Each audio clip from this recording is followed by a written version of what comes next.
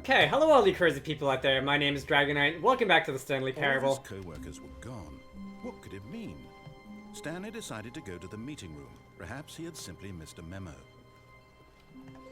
And today we are going to be following the narrator's directions because that is obviously how we When Stanley came to a set of two open doors, he entered the door on his left.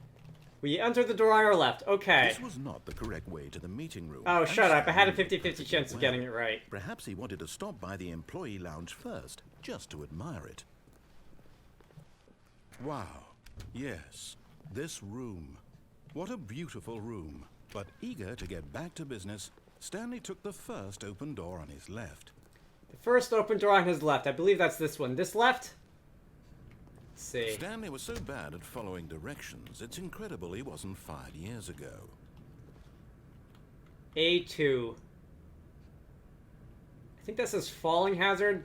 Let's see if we can go play around with the falling hazards. Alright, if I were to... But in his eagerness to prove that he is in control of the story and no one gets to tell him what to do, Stanley leapt from the platform and plunged to his death. It was an Good honest job, mistake. Stanley. Everyone thinks you are very powerful.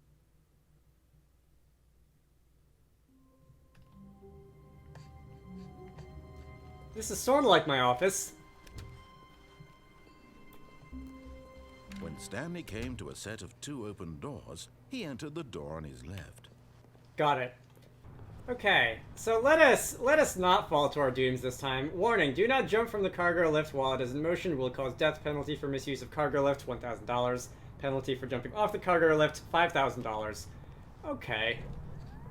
Look, Stanley, I think perhaps we've gotten off on the wrong foot here. I'm not your enemy, really, I'm not. I realize that investing your trust in someone else can be difficult, but the fact is that the story has been about nothing but you all this time. There's someone you've been neglecting, Stanley. Someone you've forgotten about. Please, stop trying to make every decision by yourself. Now, I'm not asking for me, I'm asking for her. Yeah, that's more or less how video games work. Your chance to redeem yourself, to put your work aside, to let her back into your life. She's been waiting. This is news to me. Okay, well, it's a lot brighter in here, I'll say that much. Oh, and of course, as soon as I say that... Can I, like, go through the door that isn't pitch black? Because I don't want to have to, like, artificially brighten the video anymore. Or, assuming I've been doing that anyway. That's unfortunate. That's her, Stanley. You need to be the one to do this, to reach out to her. If you can truly place your faith in another, then pick up the phone. So we're really being 1984 here, aren't we? Well, I don't know what happens if I do or don't, so...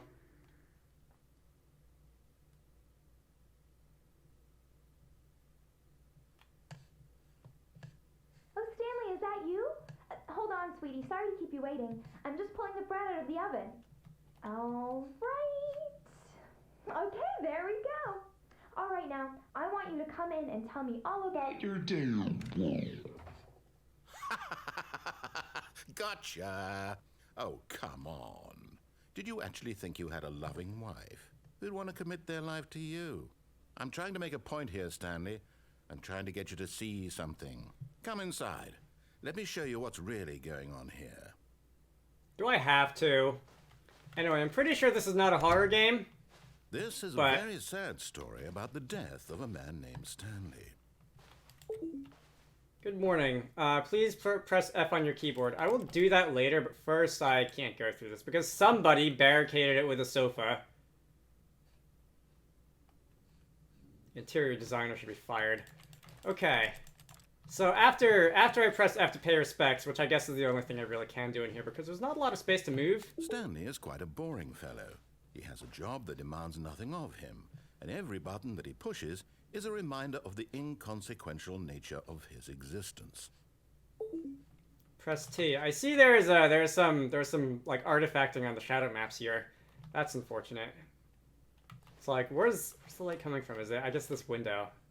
Yeah. All right. Anyway, T. Look at him there, pushing buttons, doing exactly what he's told to do. Now he's pushing a button. Now He's eating lunch. Now he's going home. Now he's coming back to work. One might even feel sorry for him, except that he's chosen this life.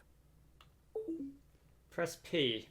But in his mind, in his mind he can go on fantastic adventures.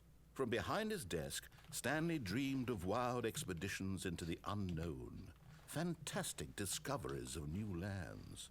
It was wonderful, and each day that he returned to work was a reminder that none of it would ever happen to him. Press 9 to watch TV. I've got to actually move my hand for that And one. so he began to fantasize about his own job. First, he imagined that one day while at work, he stepped up from his desk to realize that all of his co-workers, his boss, everyone in the building had suddenly vanished off the face of the earth. The thought excited him terribly. Press V to spend time with the boys. So this is a cross between like 1984 and The Secret Life of Walter Mitty. So he went further. He imagined that he came to two open doors and that he could go through either. At last, choice. It barely even mattered what lay behind each door. The mere thought that his decisions would mean something was almost too wonderful to behold. Can I make a choice to clean out the sink? Because this is honestly pretty gross. Seriously. Press C to prepare dinner. As he wandered through this fantasy world, That's sort of like he began dinner. to fill it with many possible paths and destinations. Down one path lay an enormous round room with monitors and mind controls. And down another was a yellow line that weaved in many directions. And down another was a game with a baby. And he called it the Stanley Parable.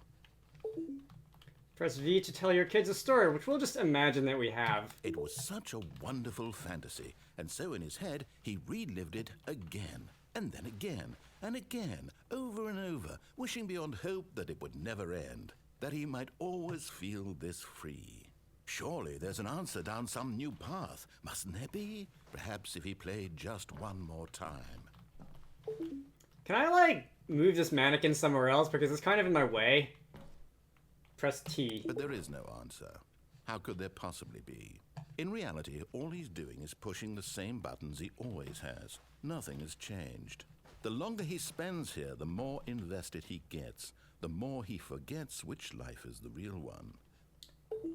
So, I guess I got my wish in that when I pressed what, T, the mannequin disappeared and went away and was replaced by my desk. And you see where this is going now. We are slowly having our office recreated around. We are slowly having our office recreated around us. Press M to go to sleep. I'm trying to tell him this, that in this world he can never be anything but an observer. That as long as he remains here, he's slowly killing himself. But he won't listen to me. He won't stop. Here, watch this. Stanley, the next time the screen asks you to push a button, do not do it. Press N to be at work in the morning. You see? Can he just not hear me? How can I tell him in a way that he'll understand that every second he remains here, he's electing to kill himself? How can I get him to see what I see? How can I make him look at himself? Press Y to question nothing. We seem to be at an impasse here, but what happens if I press a button that isn't Y? Okay, it's not responding to the other buttons. Y. I can't. Not in the way I want him to. But I don't make the rules. I simply play to my intended purpose, the same as Stanley. We're not so different, I suppose. I'll try once more to convey all this to him. I'm compelled to. I must. Perhaps, well, maybe this time he'll see. Maybe this time. And I tried again, and Stanley pushed a button. And I tried again, and Stanley pushed a button. And I assume, by the way, that the Y key for not to question anything was by design. And if you don't get that, little bit of humor, I won't ruin it for you. Anyway, I'm going to run through this one more time. Pareidolia. Stanley walked straight ahead through the large door that read Mind Control Facility. So the last thing that I'm going to do in this game is, and I had to restart because the first time when I was flying through, I accidentally flew too far past this and the door closed behind me. I'm going to take the escape route. Where does this lead? Although this passageway had the word escape written on it, the truth was that at the end of this hall, Stanley would meet his violent death. Well, that sounds like a problem for future Stanley. So let me just keep going. It's a fancy, God, what are these called? Dollies. Yeah, for like carrying boxes around. The door behind him was not shut. Stanley still had every opportunity to turn around and get back on track. Well, maybe Stanley has better things to do than get back on Stanley track. was making a conscious, concerted effort to walk forward and willingly confront his death. Am I sure this isn't a horror game? Let's see, what is this way? Are we gonna get GLaDOS'd? Probably.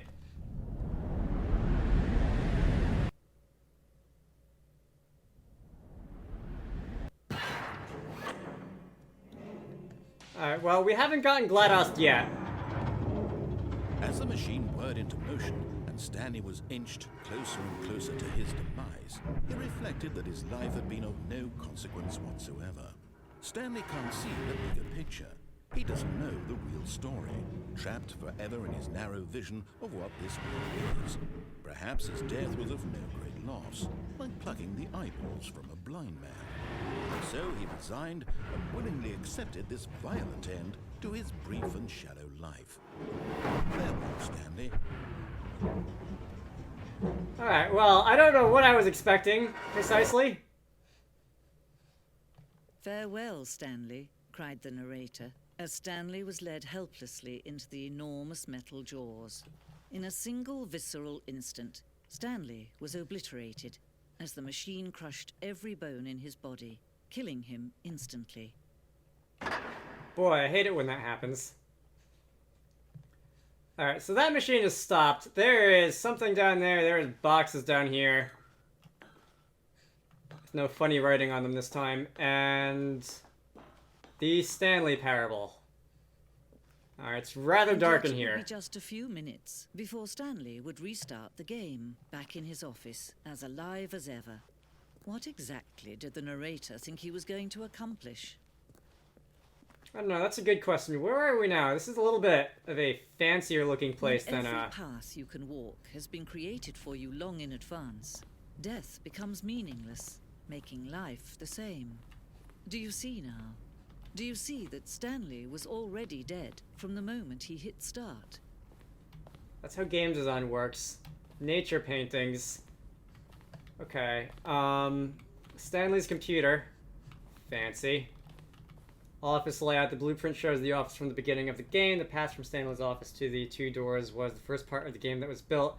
Sections have been added and altered throughout development though the core layout remains almost identical to the first iteration. See, we started out in Stanley's office down here, and this is the first open area, and the second open area, and then we go on to the two-door section. Okay, so this is a little bit of a the office. This is a little bit of like game design commentary here. More desks. Two doors. The set of two open doors was the very first concrete piece of the Stanley Parable's design. Once this room was created, the rest of the game emerged as an extension of it, an exploration of the contradiction this room posed. Indeed. All right, so I'm actually guessing that this is the real ending, or the final ending, or the true ending, or whatever you want to call it. The corridor, the pacing of this corridor section was important to get right. The corridor has been moved and altered to make sure the player reaches the two doors in a good time. Understandable. Over here we have some filing cabinets. A lot of filing cabinets. Office computers. We have Solitaire for Windows. We have employee database, but I can't read anything else. And we have the very bright one, which is just Program Navigator. Cannot see what's in that window because it's too washed out. So here we have the credits. Original music by Yannis Unadius. Not 100% on that. Blake Robinson, Christian Baker. Additional voice work by Leslie Staples, Aviva Pinchas, and Jenny Kuglin. Original artwork, Simon Boxer, Mika Lottie. Steam support, Jason Royman, Cassidy Gerber, Mike Dunkel, Peter Wyckoff. And written and designed by Davey Redren, and William Pugh. Additional level design, Colin Eddings and Jack Parsons. Programming, Jesus Higueras. Sound design, Robin Arno and Eduardo Ortiz. And the impeccable Kevin Brighting as the narrator. Model design, I guess I'll just read all the names here because I've already read 2/3 of them. Andreas Jorgensen. Animation, Rai Soderbergh. Maxime Lebled. Boy. I usually have a hard time with people's names, but these credits are just something else. Stanley character skin, Tagar and Dean Darko. Additional music, Siddhartha Barnorn and Kevin McLeod. Webmaster Shane Sweeney, and making use of the source engine by Valve. Okay. I do not remember if it was Davey or William. I actually learned of this game because I met one of the two at MagFest one year, and I think 2015. Someone said something in conversation about a game called the Stanley Parable. And I said, okay, that's a game. I'll go look that up when I got home. And I did, and I played it. And it is one of the best executions of humor in a video game that I've seen to date. And I actually, the year after I finally played it, I went back to MagFest, met the guy again. Hi, my name is Davey. I'm also not Dan. I am the writer-director of Stanley Parable and the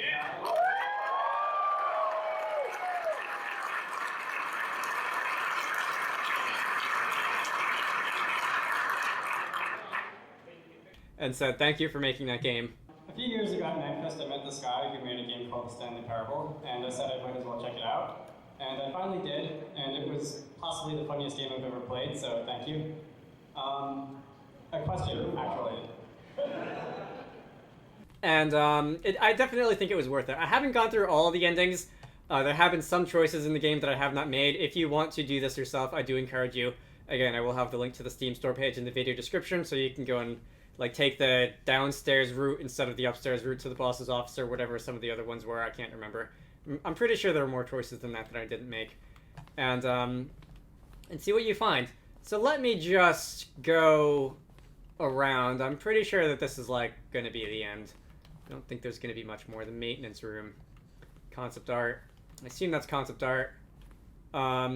Some generic... The point of the Stanley Parable HD remix is to lose.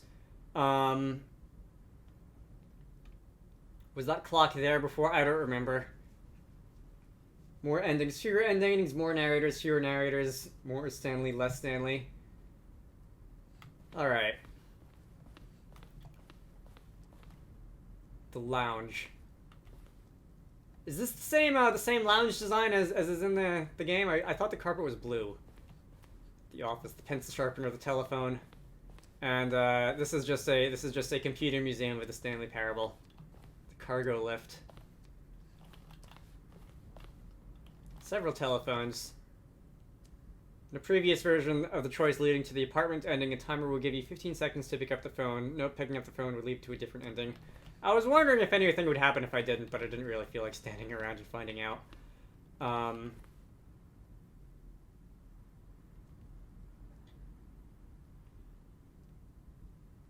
Okay, so there's a few different floor plans for the section after the door.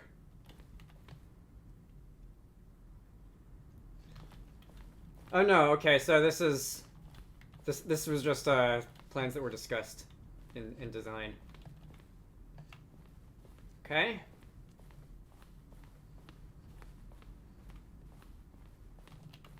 Zending. Eventually cut and merge with another part of the game. Can probably figure out which one that was. We decided to abandon it and change this version shortly before launch. Okay.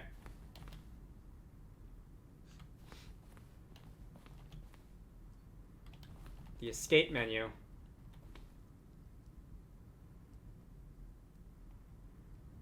Unfortunately, very few players realized this was what they were supposed to do, which was frustrating for everyone. I can imagine. Subversions like that are sort of tricky because they take place outside the space that the player usually thinks of as the game. For example, case in point, the telephone is ringing. This is normally where I would pause the game and come back to it later, and this is usually a screen that I would think of as not part of the game, but just something so that I don't like miss anything in the game while I'm going and screaming at that telephone. 2012 was when the first trailer came out. Okay.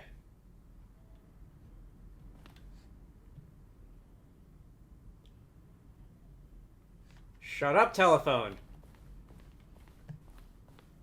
All right. Let's see. Is this the like the outside ending, the freedom ending?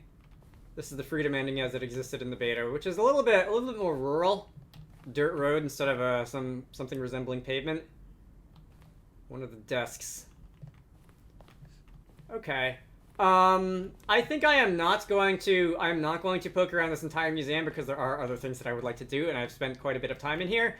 Again, if you would like to do this yourself, feel free. We're going to walk towards the Stanley Parable. Oh, look at these two. How they wish to destroy one another. How they wish to control one another. How they both wish to be free. Such is life. Can you see? Can you see how much they need one another? No, perhaps not. Sometimes these things cannot be seen. But listen to me. You can still save these two. You can stop the program before they both fail. Push escape and press quit. There's no other way to beat this game. As long as you move forward, you'll be walking someone else's path. Stop now and it'll be your only true choice. Whatever you do, choose it. Don't let time choose for you. Don't let... I think that's a good place to leave it off. My name is Dragonite. I hope you all enjoyed that, and I will see you all later. When does Chipmunk James make an appearance on extra credits? We've talked about letting Lily do the voice for me if I ever actually speak of